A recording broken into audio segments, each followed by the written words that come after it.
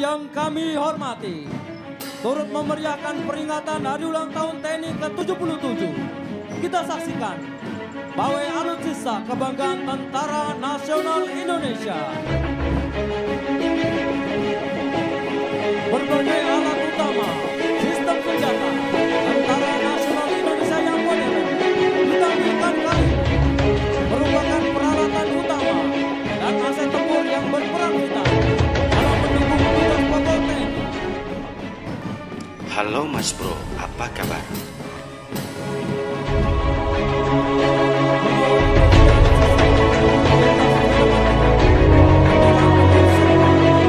Prancis tahun 2016 yang memperjanjikan untuk melaksanakan berbagai operasi penjagaan PBB.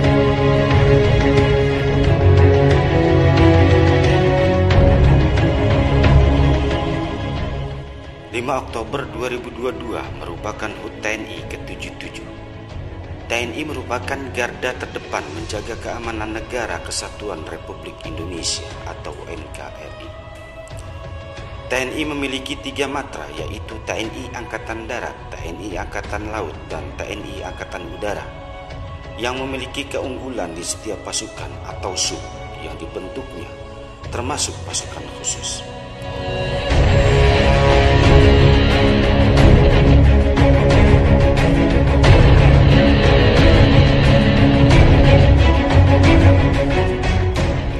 Setiap kesatuan yang dibentuk mempunyai keahlian dan spesifikasi pelatihannya masing-masing. Tentu yang paling dasar mereka dilatih untuk selalu memiliki loyalitas kepemimpinan, kedisiplinan, dedikasi untuk negeri, teknik bertahan hidup, dan lain-lain.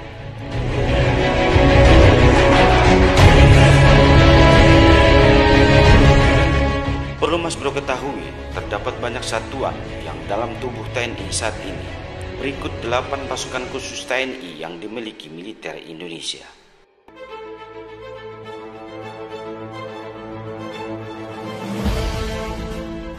Yang pertama adalah Denjaka. Dilansir dari marinir.tnial.mil.id, Datasemen Jalamangkara atau Denjaka awalnya bernama Pasukan Khusus Angkatan Laut atau disebut sebagai Pasutla. Tujuan dibentuk pasukan ini ialah untuk menghadapi segala ancaman di daerah teritorial laut, misalnya dalam hal terorisme dan sabotase yang akan berdampak strategis untuk kedaulatan negara. Denjaka diresmikan ketika Kepala Staf Angkatan Laut atau Kasal menyurati Panglima TNI yang isinya berkisar keinginan untuk membentuk pasukan ini. Barulah diresmikan pada November 1984 menjadi bagian dari Kesatuan Anti Teror Aspek Laut di bawah naungan Korps Marinir.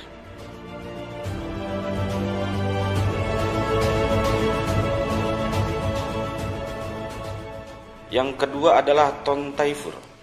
Tontaifur atau kepanjangan dari Peleton Intai Tempur merupakan pasukan berkualifikasi intelijen tempur Kostrad.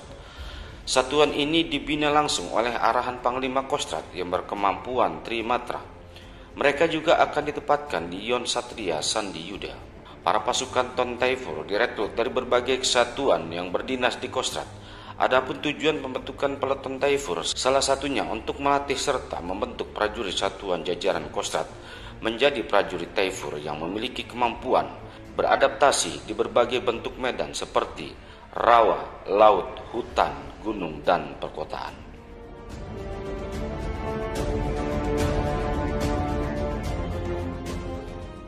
Yang ketiga, Kopassus. Kopassus dikenal sebagai momok menakutkan bagi para lawannya.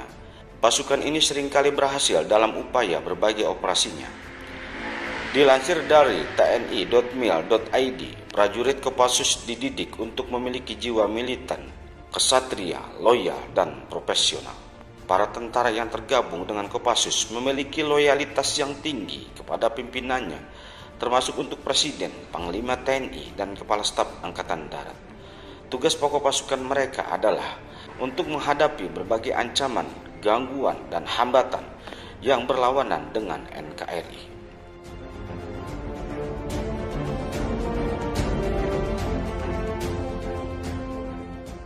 Selanjutnya adalah Kopaska. Satuan khusus selanjutnya adalah pasukan tengkorak komando pasukan katak atau Kopaska, TNI Angkatan Laut. Dinamakan pasukan tengkorak karena mereka bertugas dengan mengenakan wajah tertutup topeng bergambar tengkorak manusia. Hal ini yang membuat mereka cukup disegani.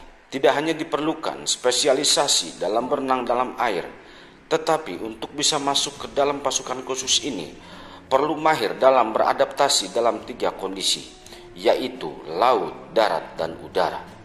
Kemampuan ini tercermin dari moto satuan Kopaska, yaitu Tanhana Wigna, Tanhana Sirna. Arti dari moto tersebut ialah tidak ada rintangan yang tidak dapat dilalui.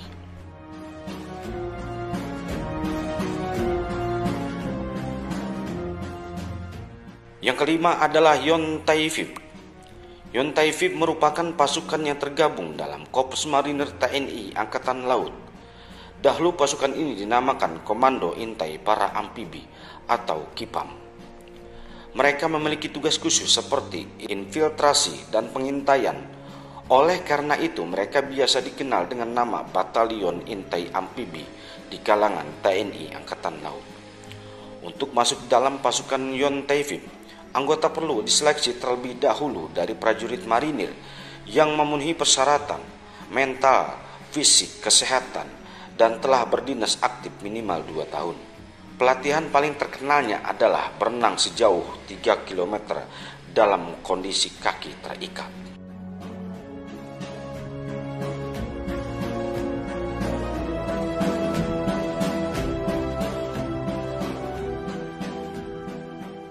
Yang keenam adalah Satuan Bravo 90. Dilansir dari Antar News, Satuan Bravo 90 atau disingkat menjadi Sat Bravo 90 merupakan satuan khusus penanggulangan teror. Pasukan ini telah dibentuk sejak periode 1990-an dengan memberikan kemampuan khusus bagi anggotanya. Beberapa tugas Sat Bravo 90 diantaranya meliputi pelaksanaan operasi intelijen, melumpuhkan instalasi musuh, serta penindakan teror bajak udara. Berbagai tugas tersebut didukung dengan kemampuan bela diri seperti karate, cara menembak, latihan diri, penguatan mental, dan fasih berbahasa yang cakap.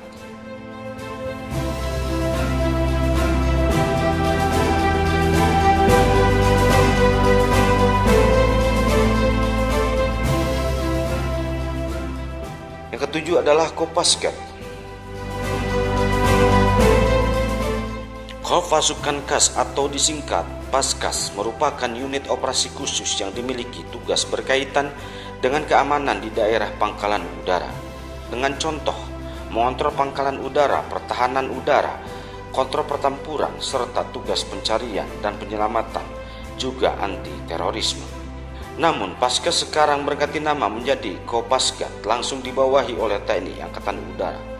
Perubahan nama ini tertuang dalam surat keputusan Panglima TNI Jenderal Andika Perkasa. Dilansir dari paskas.mil.id, warna lambang pasukan ini ialah kuning.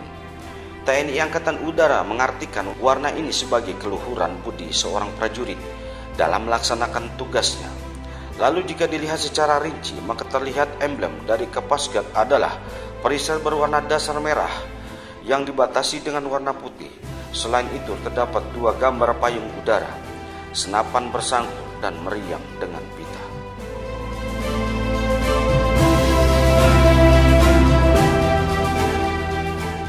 Yang kedelapan adalah Satuan 81 Gultor.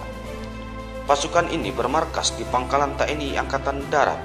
Terkenal karena pasukan ini diambil dari anggota-anggota pilihan yang terseleksi dengan baik.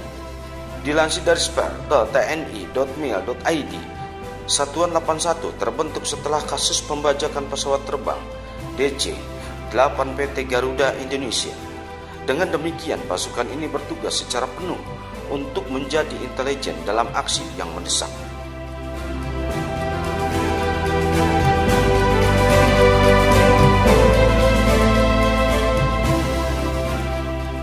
Demikian ulasan singkat ini, semoga bermanfaat. Jangan lupa simak video kami selanjutnya hanya di 86 Mas Bro.